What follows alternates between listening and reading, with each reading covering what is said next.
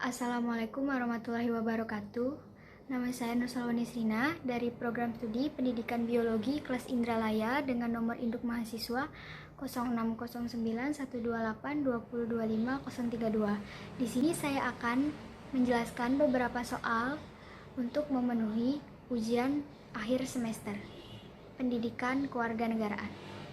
Soal pertama, jelaskan bagaimana karakteristik warga Indonesia yang baik dan bagaimana implementasi dalam kehidupan sehari-hari yang saudara lakukan sebagai warga negara yang baik. Menurut saya, karakteristik warga negara Indonesia harus sesuai dengan 18 karakter bangsa. Yang pertama adalah religius. Implementasi yang dapat kita ambil dari religius adalah harus menghargai berbagai macam agama yang dianut oleh penduduk di Indonesia dan kita tidak boleh mengganggu proses ibadah mereka maupun mencela apa yang mereka percayai. Yang kedua adalah jujur, yang artinya kita harus dapat dipercaya perbuatannya maupun perkataannya. Yang ketiga adalah toleransi, artinya kita harus menghargai apapun perbedaan yang dimiliki oleh warga negara.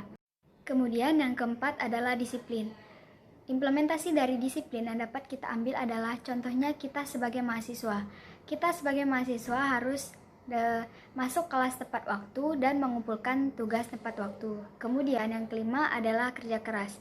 Artinya kita sebagai warga negara Indonesia harus memiliki sifat kerja keras yang implementasinya dapat kita ambil tidak pernah menyerah jika kita mengalami kegagalan dalam melakukan suatu percobaan untuk mencapai kesuksesan. Kemudian yang keenam ada kreatif. Artinya kita sebagai warga negara harus mampu memiliki pikiran dan melakukan sesuatu yang dapat menghasilkan sesuatu yang baru dan menarik. Kemudian yang ketujuh ada mandiri. Implementasi dari mandiri sendiri, contohnya kita bisa mengerjakan tugas yang diberikan kepada kita tanpa bantuan orang lain. Kemudian yang kedelapan ada demokratis. Implementasi dari demokratis adalah kita mampu menyatakan pendapat kita dalam rapat maupun ketika ditanya bagaimana pendapat kita mengenai sesuatu hal. Kemudian yang kesembilan ada rasa ingin tahu. Implementasi dari rasa ingin tahu adalah ketika kita mengetahui suatu hal baru, maka kita sebagai warga negara yang baik mempunyai rasa ingin mengetahui hal tersebut lebih mendalam. Kemudian yang ke-10 ada semangat kebangsaan. Implementasi dari semangat kebangsaan sendiri adalah kita lebih mementingkan kepentingan kelompok atau kepentingan bangsa dibandingkan kepentingan kita sendiri. Yang ke-11 ada cinta tanah air. Implementasi dari cinta tanah air sendiri adalah kita bisa menghargai bangsa kita dengan baik dalam berbagai aspek. 12 ada menghargai prestasi. Implementasi dari menghargai prestasi sendiri adalah ketika kita memiliki teman yang berhasil menang dalam suatu lomba, maka kita sebagai warga negara yang baik harus menghormati prestasi yang ia raih dan memberikan selamat kepadanya. Kemudian 13 ada bersahabat dan komunikatif. Kita sebagai warga negara yang baik harus memiliki hubungan baik antar warga negara.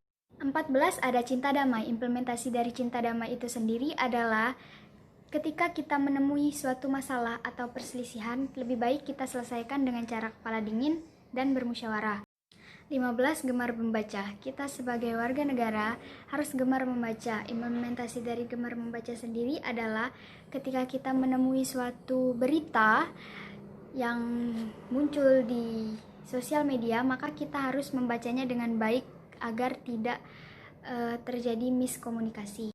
16 ada peduli lingkungan. Implementasi dari peduli lingkungan itu sendiri adalah kita sebagai warga negara harus membuang sampah pada tempatnya dan menjaga lingkungan sekitar tempat tinggal kita.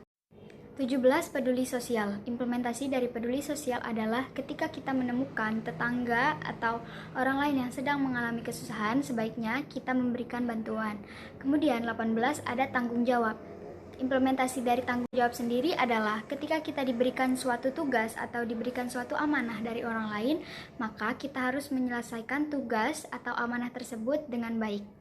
Kemudian soal nomor 2, apa yang dimaksud identitas nasional dan jelaskan unsur-unsur pembentuk identitas nasional. Pengertian identitas nasional. Identitas berasal dari kata identity yang berarti sifat khas atau ciri khas. Kemudian nasional, yang berasal dari kata nation yang berarti bangsa. Nah, arti dari identitas nasional itu sendiri adalah ciri khas suatu bangsa yang membedakannya dengan bangsa yang lain. Identitas nasional memiliki 4 unsur pembentuk. Yang pertama, ada suku. Suku adalah identitas yang melekat pada seseorang sejak seseorang tersebut lahir dan tidak dapat dipilih. Indonesia sendiri memiliki 300 lebih suku bangsa. Kemudian yang kedua ada agama. Agama adalah suatu kepercayaan yang dianut oleh warga negara. Dan di Indonesia sendiri terdapat 6 agama. Yang pertama ada Islam, yang kedua Kristen, yang ketiga Katolik, yang keempat Hindu, 5 Buddha, dan 6 Konghucu. Kemudian yang ketiga ada bahasa. Bahasa sendiri adalah identitas nasional yang membuat seseorang dapat berkomunikasi satu sama lain. Di Indonesia sendiri terdapat banyak sekali bahasa. Yang keempat ada kebudayaan. Kebudayaan adalah identitas nasional yang melekat pada diri seseorang yang berasal dari hasil karya, ilmu pengetahuan, dan nilai luhur. Dari banyaknya suku di Indonesia, maka sudah kita ketahui bahwa Indonesia memiliki banyak sekali kebudayaan yang berbeda-beda tentunya setiap suku. Soal ketiga, bagaimana cara mempertahankan NKRI dari disintegrasi bangsa? Cara agar Indonesia terhindar dari disintegrasi, hal yang paling penting yang pertama adalah tidak rasis. Yang kedua, bertindak sesuai aturan. Yang ketiga, menjaga hubungan baik antara sesama. Yang keempat, memenuhi hak dan kewajiban sebagai warga negara. Yang kelima, memberikan kebebasan terhadap setiap orang untuk memeluk agamanya masing-masing. Secara umum dikenal 3 macam sistem pemerintahan, yaitu pemerintahan presidensial, parlementer, dan semi-parlementer. Jelaskan maksud dari ketiga sistem tersebut dan Indonesia menganut sistem apa, dan jelaskan mengapa Indonesia menganut sistem tersebut. Yang pertama, pemerintahan presidensial, artinya suatu pemerintahan di mana kedudukan eksekutif tidak bertanggung jawab kepada badan-badan perwakilan rakyat. Dengan kata lain, kekuasaan eksekutif berada di luar pengawasan langsung parlemen. Kemudian pemerintahan parlementer adalah kepala negara seorang raja dan ratu, perdana menteri sebagai kepala pemerintahan, dan badan legislatif dan eksekutif menjadi satu. Kemudian ada pemerintahan semi parlementer, artinya kepala negara sebagai presiden, perdana menteri sebagai kepala pemerintahan, serta lembaga eksekutif dan legislatif menjadi satu. Indonesia sendiri merupakan negara kesatuan dengan bentuk pemerintahannya republik. Indonesia mempunyai presiden yang memegang kekuasaan sebagai kepala negara sekaligus kepala pemerintahan. Dengan demikian, sistem pemerintahan Indonesia menganut sistem pemerintahan presidensial. Soal kelima, bagaimana pendapat Anda terhadap paham radikal yang sekarang sedang marak di Indonesia? Menurut saya, tentu saja paham radikal tidak cocok dilakukan di negara Indonesia, karena radikal itu sendiri membuat pengikutnya melakukan aksi-aksi yang menurut ukuran normal tergolong kasar, karena mereka biasanya menghancurkan segala hal yang dianggap tidak sejalan dengan paham mereka. Hal itu sangat tidak cocok di negara Indonesia, karena Indonesia sendiri menganut paham demokrasi Pancasila yang artinya segala sesuatu harus mengutamakan musyawarah dan mufakat, dominan kepentingan orang banyak dibandingkan kepentingan pribadi. Nomor 6. Jelaskan hubungan antara Wawasan Nusantara, Ketahanan Nasional, dan Bela Negara.